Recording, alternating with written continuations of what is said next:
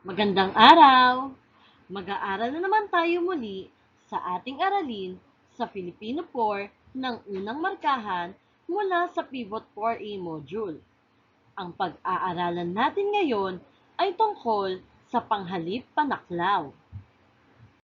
Ang panghalip na panaklaw ay mula sa salitang saklaw, kaya't may pahiwatig na pangsaklaw o pangsakop. Ito ay tinatawag na indefinite pronoun. Literal na panghalip na walang katiyakan o hindi tiyak sa Ingles.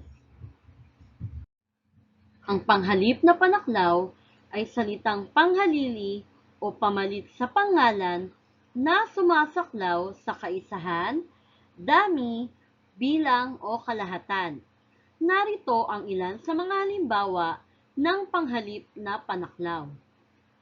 Isa, iba, bala na, lahat, tanan, madla, pawa, anuman, alinman, sinuman, ilanman, kailanman, saan man, gaano man, magkano man, at kuwan.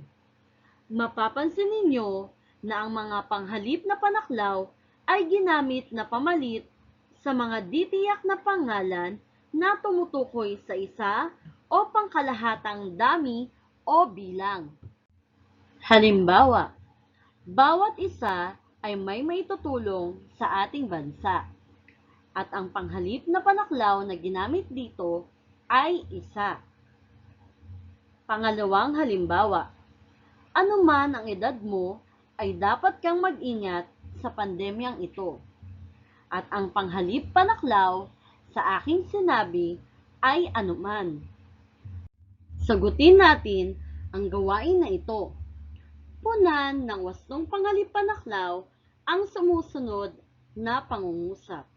Pipili ka ng sagot sa ibaba na nasa loob ng kahon. Una, blank ako makarating, lagi kong dala ang aking Biblia. Alin kaya sa mga pagpipilian sa baba ang tamang panghalip panaklaw na kukumpleto sa pangungusap na nasa unang bilang? Pumili ka nga. Tingnan natin kung tama ang iyong sagot. Saan man ako makarating, lagi kong dala ang aking Biblia. Pangalawa, ang blank ng nandito ay kailangang sumayaw. Alin kaya dyan ang tamang panghalip panaklaw na gagamitin natin upang mabuo ang pangungusap sa ikalawang bilang? Nasagutan mo na ba? Tingnan natin kung ikaw ay tama. Magaling! Ang sagot ay lahat. Ang lahat ng nandito ay kailangang sumayaw. Pangatlo, nais niyang marinig ang boses ng blank. Ano kaya ang tamang sagot? Madla. Nais niyang marinig ang boses ng madla. Pang-apat, ang alaala niya ay hindi malilimutan blank. Ano kaya sa dalawang natitira ang tamang sagot? Magaling! Ang tamang sagot ay kailanman. Panglima, ang bawat blank ay dapat magdala ng alkohol. Ano kaya ang tamang panghalip panaklaw na kukumpleto sa pangungusap na sa ikalimang bilang upang mabuo na natin ang pangungusap? Magaling! Ang sagot ay isa. Ang bawat isa ay dapat magdala ng alkohol. Ngayong alam mo na ang gamit ng panghalip panaklaw, ay dapat mo nang sagutin ang mga gawain na nasa iyong module. Para sa gawain sa pagkatuto bilang isa, sabihin kung ang mga sumusunod na salitang may salungguhit ay panghalip panaklaw o hindi? Una, paano ka nagpapasalamat sa poong lumikha? Ang salitang may salungguhit ay ka. Ito ba ay panghalip panaklaw o hindi? Pangalawa, sino man sa inyo ay walang karapatang manghusga sa taong ito. Ang salitang may salungguhit ay sino man. Pangatlo, hindi lahat na may COVID-19 ay makikitaan ng sintomas. Ang salitang may salungguhit ay lahat. Ito ba ay panghalip panaklaw o hindi? Pang-apat, pawang mga 4-piece lamang ang hindi makakakuha ng SAP. Ang salitang may salungguhit ay pawang.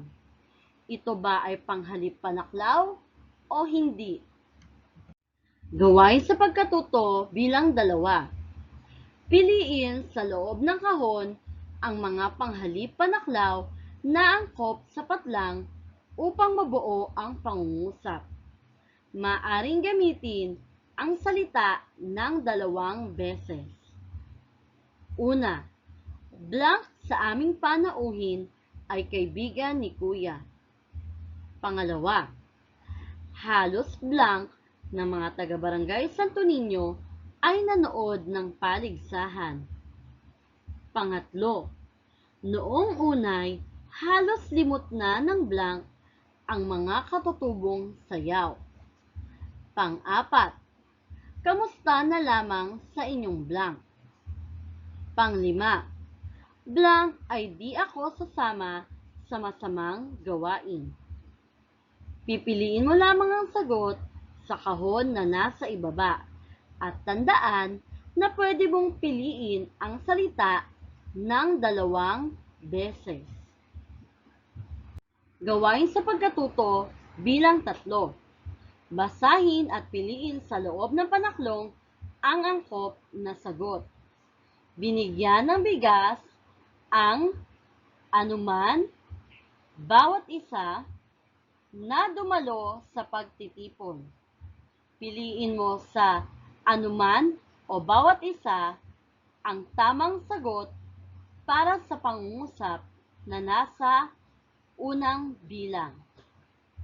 Pangalawa, sino man, anuman, ang kanilang dala ay malugod na tinanggap ng guro. Alin kaya ang tamang panghalip panaklaw na kukumpleto para sa pangungusap na nasa 2 bilang? Sino man ba o anuman?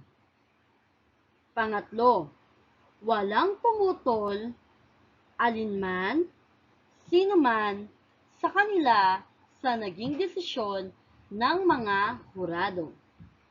Alin kaya sa alinman o sino man ang tamang panghalip panaklaw para sa pangungusap na nasa 3 bilang? Pang-apat, walang anuman, sino man sa kanila ang nagsalita sa pagpupulong. Piliin mo ang tamang panghalip panaklaw na nasa loob ng panaklong. Ito ba ay anuman o sino man? Pang-5, ang bala na, sino man, ay pumupuri kay Mayor Isko Moreno. Alin kaya ang tamang panghalip panaklaw para sa 5 bilang? Bala na o sino man? Piliin mo nga sa 2. Gawain sa pagkatuto bilang 4. Basahin at piliin sa loob ng panaklong ang angkop na sagot. Una, ang, pawa, anuman, iba, sa inyo ay makakapagbigay ng inyong mungkahi.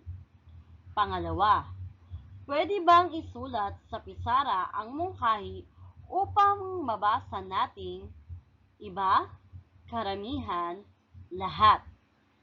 Pangatlo, sino mang, alinmang, saan mang, dako ng mundo Pagmamahal ang kailangan ng bawat tao. Pang-apat, sino mang, alinmang, saan mang bagay dito sa lupa ay Diyos lamang ang lumikha.